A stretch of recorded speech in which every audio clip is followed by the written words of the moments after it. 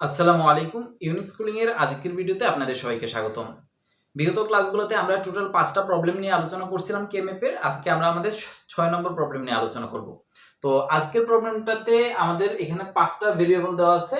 তো 5টা ভেরিয়েবলের জন্য আমরা কি জানি 32টা ট্রুথ টেবিল হওয়ার কথা। তো 32টা ট্রুথ টেবিল আমরা ডিরেক্টলি ড্র না করে কার্নো ম্যাপ যা বলছিলেন 4টা করে ভেরিয়েবলের জন্য করার জন্য, অর্থাৎ 16টা করে ট্রুথ টেবিল 16টা ঘর করে আমরা আসলে সলভ করতেছিলাম। তো এখানে আমাদের বলা আছে f of a, b, c, d, e আর সামেশন 0 2 4 6 9 13 21 23 20 29 31, অর্থাৎ এই যে 0 নম্বর ঘরে 2 4 6 9 13 এই ঘরগুলাতে কি হবে, আমার একটা করে মিন টার্মের 1 বসবে। ঠিক আছে, তো যেহেতু এটা এসওপি ফরম্যাটে দেওয়া আছে তো ওই অনুযায়ী 1 করে বসবে। তাহলে আমরা ফার্স্টে যদি সলভ করা শুরু করি, ফার্স্টে আমরা কিভাবে সলভ করব আমি বলছিলাম, ফার্স্টে আমরা একবার a সমান 0 ধরবো, আর একবার a সমান কত ধরবো 1 ধরবো। একবার a সমান 0 ধরে করব, একবার a সমান 1 ধরে করব। তো আমি যখন 16টা ঘর বানাবো, আমি এই পাশে যখন 16টা ঘর বানাবো, ফার্স্টে আমি ধরে নিব এখানে a সমান 0 আছে, এরপর b c d e এর জন্য যা আছে তা। আবার এই পাশেও যখন আমি 16টা ঘর বানাচ্ছি, ফার্স্টে ধরে নিব a সমান 1 আছে, আর এই পাশে কি আছে আমার 16টা ঘরের জন্য বিসিডিই যাই আসুক না কেন। তো এই পাশে আমি দেখবো যখন আমি 16টা ঘর বানাচ্ছি 0 থেকে 15 পর্যন্ত থাকতেছে, আর এখানে 16 থেকে 31 পর্যন্ত থাকতেছে। তো আমি কেন ফার্স্টে 0 0 আর 1 এই জিনিসগুলো আসলে কিভাবে হচ্ছে, যেমন ধরেন আমরা যখন 5টা ইনপুটের জন্য যখন আমরা একটা ট্রুথ টেবিল তৈরি করি, আমরা জানি ওইখানে টোটাল 32টা রো ড্র করতে হয়। 32টা রো এর আমরা যদি এইভাবে লিখতাম তাহলে কি হতো A B C D E, তখন আমরা কি দেখতাম, এই যে ই এ বরাবর প্রথম 16টাতে কি হইতো 0 হইতো, এরপরে 16টাতে কি হইতো 1 হইতো। তো ওই যে প্রথম 16টাতে 0, ওই কনসেপ্ট থেকে এখানে ফার্স্টে আমরা এ সমান 0 ধরে নিচ্ছি 16টা ঘরের জন্য, আর লাস্ট 16টার জন্য কি হয় 1 হয়। ওই কনসেপ্ট থেকে আমরা ফার্স্টে এ সমান 1 ধরে নিচ্ছি এবং বাকি 16টার জন্য ওই যে বাকি 16টা ঘরের জন্য ড্র করতেছি ট্রুথ টেবিল। এই হচ্ছে মূলত পক্ষে আমাদের কথা। এখন আমরা ট্রুথ টেবিল ড্র এর ক্ষেত্রে যাই। ট্রুথ টেবিল ড্র করা ফার্স্টে a ইকুয়ালস টু 0 ধরলাম, ধরে আমি ট্রুথ টেবিল ড্র করতেছি, আর এখানে a ইকুয়ালস টু 1 ধরে আরেকটা ট্রুথ টেবিল ড্র করতেছি। তাহলে এখানে আমার 4টা রো হবে,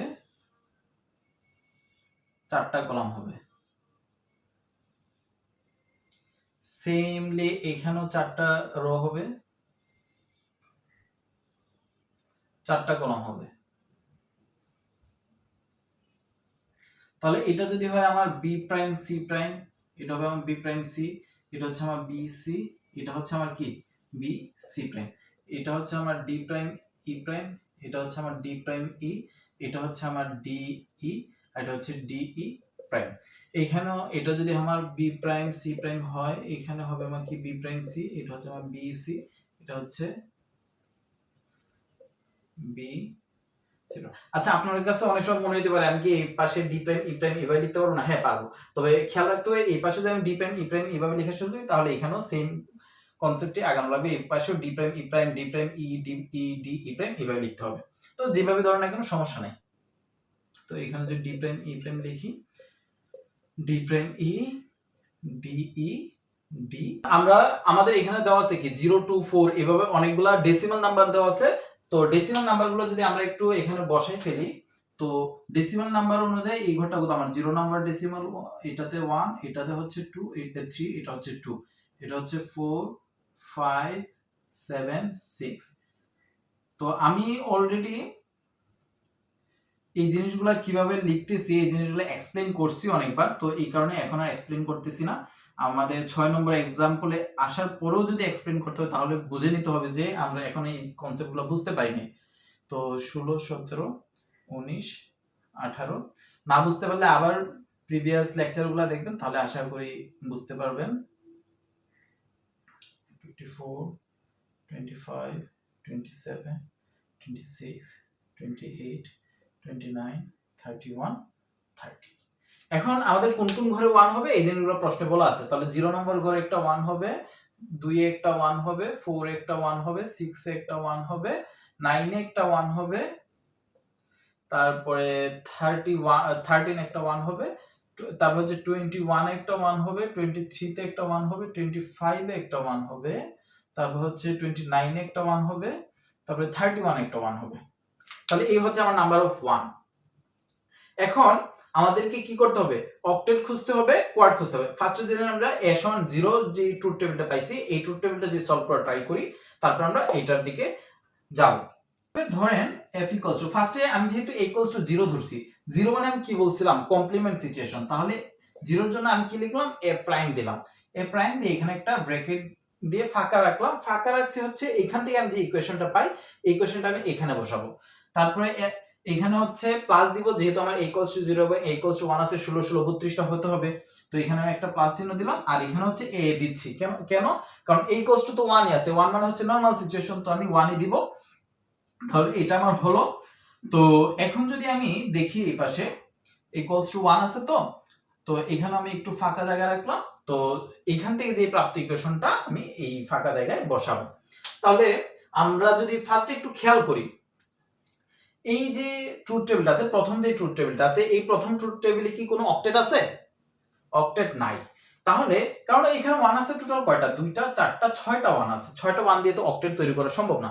তাহলে কি তৈরি করতে পারি, আমরা একটা কোয়াড তৈরি করতে পারি। তো এই দুইটা মিলে একটা কোয়াড হলো আমাদের। ওকে, তো এই দুইটাকে নিয়ে কাজ করার জন্য কি আর কোনো কোয়াড তৈরি করা যায়? কোনোভাবে কোয়াড তৈরি করা যাচ্ছে না, বাট একটা পেয়ার তৈরি করা যায়। আমরা একটা পেয়ার তৈরি করে ফেললাম, ঠিক আছে? তাহলে আমাদের একটা পেয়ার তৈরি হয়ে গেল। সেম ভাবে এখানে দেখি, এখানে কোনো অক্টেট তৈরি করা যায় না, কারণ এখানে নাম্বার অফ 1 আছে কয়টা, 5টা। তাহলে এখানে একটা কোয়াড তৈরি করা যাচ্ছে। এই 4টা 1 কে নিয়ে আমরা একটা কোয়াড তৈরি করলাম। তো এই 1 কেও ইউজ করার জন্য কোনো কোয়াড তৈরি করা যাচ্ছে না, বাট একটা পেয়ার তৈরি করা যাচ্ছে। তাহলে এখানেও আমরা একটা পেয়ার তৈরি করে ফেললাম। এখন আমরা ইকুয়েশনের দিকে আসি। তো এখানে যে ফার্স্ট যে কোয়াডটা আছে, কোয়াড থেকে আমরা কি ইকুয়েশন পাইতে পারি? তো ফার্স্ট যে রো আছে, এই রোয়ে কি কমন আছে, বি প্রাইম, ধরেন বি প্রাইম কমন আছে, ঠিক আছে? এই যে বি প্রাইম সি প্রাইম আছে, যেহেতু বি প্রাইম অবশ্যই কমন আছে। এই সারিতে বি প্রাইম কমন আছে, এই সারিতে বি প্রাইম কমন আছে। তাহলে অবশ্যই আমি বি প্রাইমটা এখানে লিখতে পারবো। সি প্রাইম কমন আছে না, কারণ সি প্রাইম এই সারিতে কমন থাকলেও এই দুইটা 1 কে তো সি প্রাইম পাচ্ছে না, আবার সি এই দুইটা 1 এ থাকলেও এই দুইটা 1 তো সি পাচ্ছে না। এবার তাহলে সারির কাজ শেষ, এবার আসেন কলামের দিকে।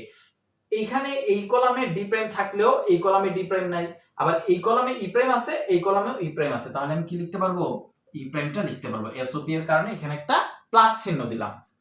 এবার আসে পেয়ারের কেসে। তাহলে এই সারিতে বি কমন আছে, এই সারিতেও বি কমন আছে, তাহলে আমি বি লিখতে পারবো। এই সারিতে সি কমন থাকলেও এই সারিতে কিন্তু সি কমন নাই, বাট এই সারিতে সি প্রাইম কমন থাকলেও এই সারিতে আবার সি প্রাইমও কমন নাই। এবার আসি কলামের দিকে। এই কলামে এই যে ডি প্রাইম ই কিন্তু এই দুইটা 1ই পাচ্ছে, তাহলে এখানে আমি কি লিখতে পারবো, ডি প্রাইম ই লিখতে পারবো। তাহলে এটা হচ্ছে আমার ফার্স্ট ট্রুথ টেবিলের কাজ শেষ। এবার আসি সেকেন্ড ট্রুথ টেবিল থেকে কি ইকুয়েশন পাই দেখি। দেখেন এইখানে যে কোয়াডটা আছে আমাদের, এইখানে যে কোয়াড আছে, এই কোয়াড থেকে আমরা কি পাই দেখেন তো, এই দুইটা 1 বি প্রাইম এইখানে কমন আছে, বাট এই দুইটা 1 এ কিন্তু বি প্রাইম কমন নাই। আবার এই দুইটা 1 এ সি কমন আছে, এই দুইটা 1 এ সি কমন আছে, তাহলে এখানে আমি কি লিখতে পারবো, সি অবশ্যই লিখতে পারবো। তাহলে আমার রো এর কাজ শেষ। এবার আসুন কলামে। ডি প্রাইম এই দুইটা 1 পাইলো, এই দুইটা 1 পাচ্ছে না। আবার ই দেখেন এই দুইটা 1ও পাচ্ছে, এই দুইটা 1ও কমন পাচ্ছে। তাহলে এইখান থেকে আমি কি লিখতে পারবো, ই লিখতে পারবো। তাহলে আমার কোয়াডের কাজ শেষ। এবার আসেন পেয়ারের দিকে। এই দুইটা 1 এর দিকে বি এইখানেও কমন আছে, এইখানেও কমন আছে, তাহলে অবশ্যই বি লিখতে পারবো। কিন্তু সি কি লেখা যায় না, সি এখানে থাকলো এখানে নেই, আবার সি প্রাইম এখানে থাকলো এখানে নেই। বাট কলামের দিকে যদি আমরা খেয়াল করি, ডি প্রাইম ই কিন্তু দুই জায়গাতেই আছে। এই যে ডি প্রাইম এই কলাম বরাবর দুই 1 এ আছে। তাহলে এবার যদি আমরা ইকুয়েশনটাকে যদি সিম্পলিফাই করি দেখি কি আসে। তো যদি সিম্পলিফাই করি, a prime b prime e a prime b d prime e plus ac e plus ab d prime e।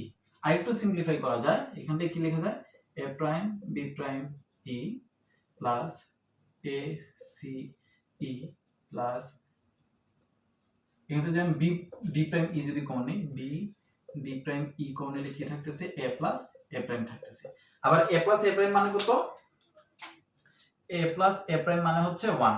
তাহলে আলটিমেটলি আমার সিম্পলিফাইকৃত ইকুয়েশনটা কি হচ্ছে? সিম্পলিফাইকৃত ইকুয়েশনটা হচ্ছে এটা a prime b prime e plus ace plus b d prime e। তাহলে এটাই হচ্ছে আমার আলটিমেট সলিউশন। তাহলে আমরা 3 ভেরিয়েবল 4 ভেরিয়েবল 5 ভেরিয়েবলের জন্য বিভিন্ন ধরনের एग्जांपल দেখলাম।